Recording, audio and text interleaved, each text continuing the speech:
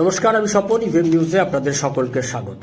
একটা বড় খবর আমাদের কাছে এই মুহূর্তে। আমডাঙ্গার, উত্তর 24 পরগনার আমডাঙ্গার তৃণমূল বিধায়ক রফিকুর রহমান তিনি একটি আবদার করেছেন। আবদারটা কি নিহাতি খুব ছোট। এখন শুনলে আবদারটাকে আপনার নিরামিষ আবদার বলে মনে হবে, কিন্তু এটাই শুরু।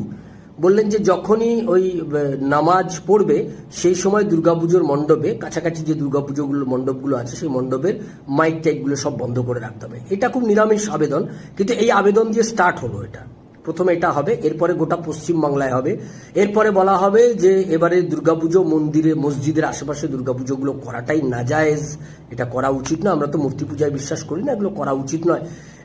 এই দাবি ক্রমশ বাড়বে। অর্থাৎ ধীরে ধীরে পশ্চিমবাংলাটা যে বাংলাদেশের দিকে যাচ্ছে এটা তার ইঙ্গিত বহন করছে। বাংলাদেশ, পাকিস্তান, আফগানিস্তান এইরকম একটা চেহারা পশ্চিমবাংলার যে হবে এটা বোঝাই যাচ্ছে। এবং 2026-এর বিধানসভা নির্বাচনের পর পশ্চিমবাংলার অবস্থা কি হবে এখনই ভেবে গা শিউরে উঠছে।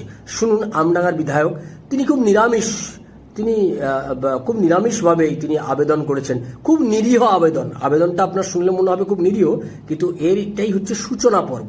সূচনাটা সবসময় খুব নিরীহ পর্বেরই হয়, তারপরে যত দিন যায় শক্তি বাড়ে তখন এটাই দেখবেন যে রাস্তায় যখন ফুটপাতে কোনো দোকানদার বসে, প্রথমে সে খুব নরম সরম লোকজন, তার মতো নরম আর লোক, ভদ্রলোক কেউ হয় না, এসে ফুটপাতটায় বসে প্রথম। তারপরে আস্তে আস্তে যখন কয়েক বছর সে ব্যবসাটা করে ফেলে তখন ওই ফুটপাতটাকেই সে তার নিজের জায়গির মনে করে, এবং তারপরে সে এখান থেকেই তার দাদাগিরি শুরু হয়। এটাও ঠিক তেমনি শুরু হচ্ছে খুব নরম করে। এবার তারপরে সময় যত গড়াবে তখন এটাই একটা নিয়ম হয়ে দাঁড়াবে ভবিষ্যতে। দেখতে থাকুন কি বলছেন আমডাঙ্গার এই তৃণমূলের বিধায়ক।